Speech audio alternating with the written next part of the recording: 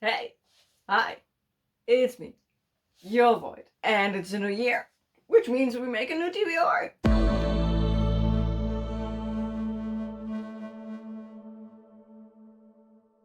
So for January, I was debating on making it a mood reading month because my reading at the end of last year was a bit all over the place, like me. But then I just casually scrolled through the wide world of the internet and I came upon a video announcing a readathon for January that sounded relaxed enough for me to participate, and so I did. This readathon I'm talking about is the TBR-a-thon by Leandra from Leandra the TBR 0, I believe is the channel name. And there are 3 different versions of how you can do this readathon. There is a bingo board, a 5x5 bingo board, and all of the prompts come from different booktubers. So 25 booktubers participated in creating this bingo board, I guess. There is a second version for specifically mood readers, where you have, I think, it's not the full alphabet, but there are like a bunch of prompts, and it's like basically traveling across a little island, which is kind of cute.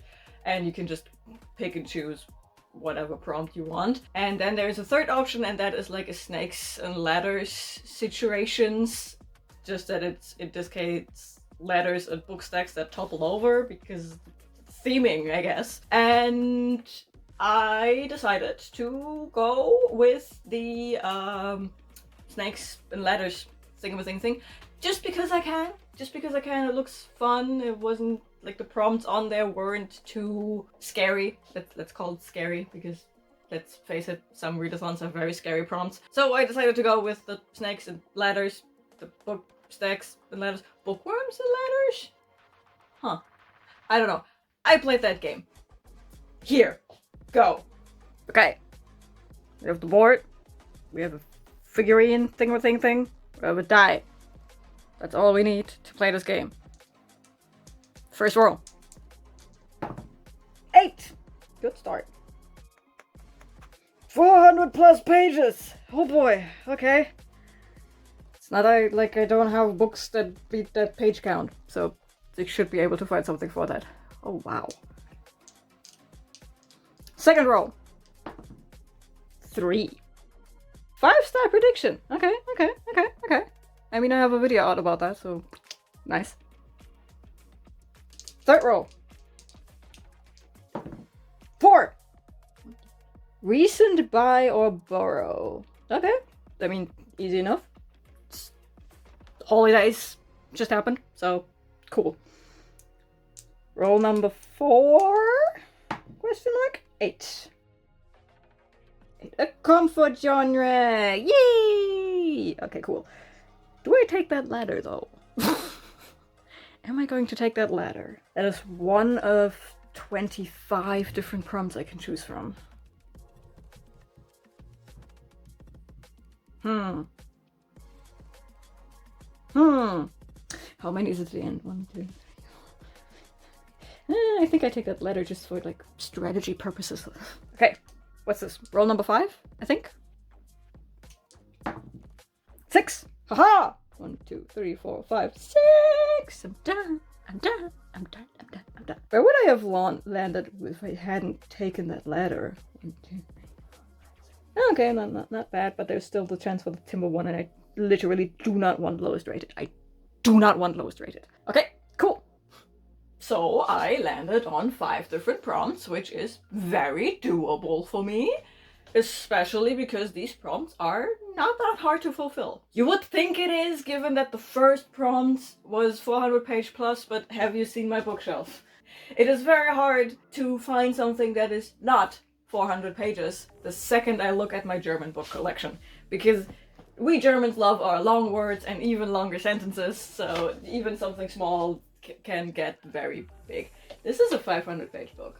But, I also have to consider some book clubs in January, so I will try to finagle them in, and spoiler alert, I managed to put them in. So, for the 400 plus page prompt, I ended up with Valour by Gwynne, which is the second book in the Faithful and the Fallen series, and I'm reading these books every 2 months to follow the catch-up book club. And this is book 2 to read for this book club. At the time of filming this, I'm not done reading the first book. Whoopsie! But also, technically, I already read the first one, but it has been ages since I read. You can't see it, it's right there. I read the German version of Malice, but it has been ages, so I decided to reread book 1 for this catch-up book club thing. And I have not yet finished my reread of the whole thing. But this is book 2. We follow Corbin and his sister and a bunch of other people all across this continent, world, whatever. And war is happening. At this point, I don't remember, and I don't yet know again if we are at war with the giants or with something else. Maybe with the Fallen, maybe with the Faithful, maybe with both of them. I don't know. This is an epic fantasy by Gwynne, so it is very slow and kind of Norse-inspired. Less Norse-inspired than Shadow of the Gods, but still kind of Norse-inspired. Has a huge cast of characters, so huge in fact that I often find myself losing track. Next up is the 5-star prediction, and yes, I know I said in the clip of me playing this game that I have a video about my 5-star predictions. I did not consult with that video because I looked at my shelf and I saw something else that happened that turned out to be a 5-star, and that happened after I filmed that 5-star prediction video. And that is Spy Family! So for the 5-star prediction prompt, I'm going to read Spy Family Volume 2. I read the first volume and I laughed so hard on so many occasions, and I'm kind of mad at myself that I never picked this up sooner. So now we are continuing with Spy Family Volume 2. In Spy Family, we follow a guy who is a spy for his own government, and he is like the best in the world, and he can basically turn himself into any kind of person he needs to be to get the job done. And this time around, he gets the job to infiltrate a school because he needs to get close to a child at that school, because that child will then be a connection to some bad guy he needs to get rid of, I guess. Problem being, he can't just become a teacher at that school, so he needs a child. He needs a family. But first and foremost, he needs a child. Set child on the cover, to be exact. This is Anya. Anya is a tiny little orphan. I love her. I would die for her. I would kill for her. And Anya has a little secret of her own. She can read minds. So this spy, who doesn't want any kind of personal connection to anyone, fake adopts a mind-reading child to get this child into the school, to use the child to get close to another child, to get close to his target. Sounds complicated? It gets worse, because the school is like, we only accept people, we only accept children with a healthy nuclear family situation going on, so they need a mom. And the mom he finds, he thinks it's just a random lady on the street. But no, she is a professional assassin. So we have a spy, we have a mind-reading child, and we have a professional assassin pretending to be a functioning, healthy family, and no one knows about the other being a spy, a mind reader, or an assassin. And they dance around each other because they think that the other two are just normal people. The spy thinks the child is just a child, and this wife he has now, this fake wife, is just a lady. The lady thinks the child's just a child, and this guy is just a guy, and the child thinks, I have parents now, yay! And that is the chaos that ensues. In book 1, we made it into the school, yay! I expect this to be a really fun time, and yes, I expect this to evolve into a 5-star. Without much effort. And that read actually leads us right into the next read for the recently acquired, bought, whatever, which is Spy Family 3. Spy Family Volume 3. In Germany, I don't know if this is an international thing, but in Germany, some of us celebrate something called St. Nix on the 6th of December. It's basically a miniature Christmas. You mostly get candy, specifically chocolate, and you get like smaller gifts. And for years now, every St. Nix I want to get some mangas, and I get some mangas. In this case, Spy Family Volume 3. So this is one of my most recent acquired physical objects to read. It is not the most recent, but it is one of the most recent, and I just feel like a quick, funny read. Spy Family Volume 3 it is.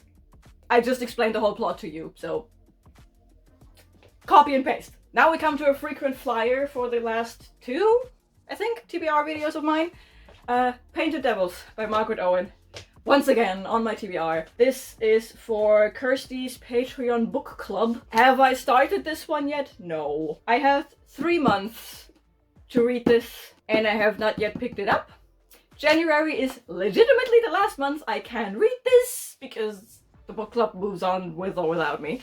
So, yeah. This one fills in the comfort genre pick, because this is a fantasy where we follow a girl named Vanya, and she is a master thief, and she is the goddaughter of Death and Fortune, 2 very lovely goddesses. And in the first one we stick it to the rich and famous by stealing from them, and then we also stick it to the rich and famous by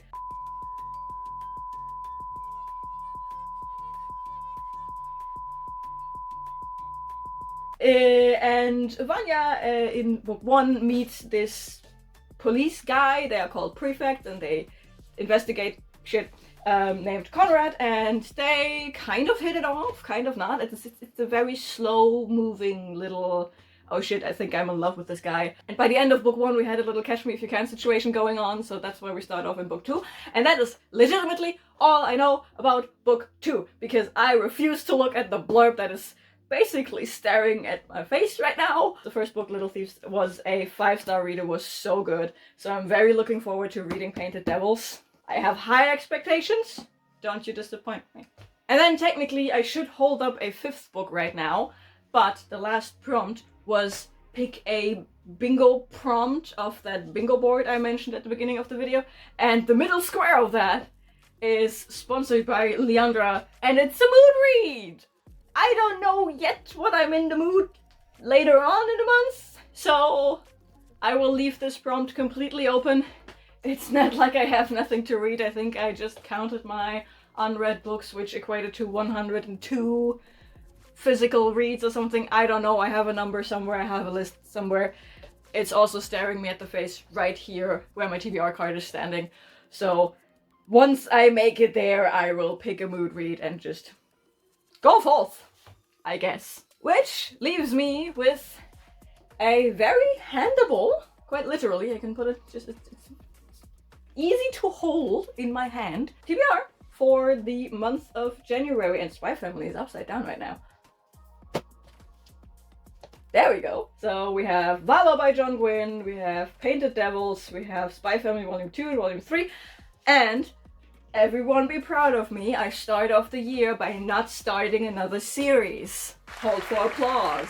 Yeah, this is my cute little TBR for the month of January. If you made it this far into the video, leave any blue emoji in the comments, because the TBR-a-thon theme this time around is blue. Or you can leave a dog emoji in the comments, because we can also collect dogs with the whole book stacks and letter situation going on the board. And me, myself, and I will see you, hopefully, in the next video. Bye!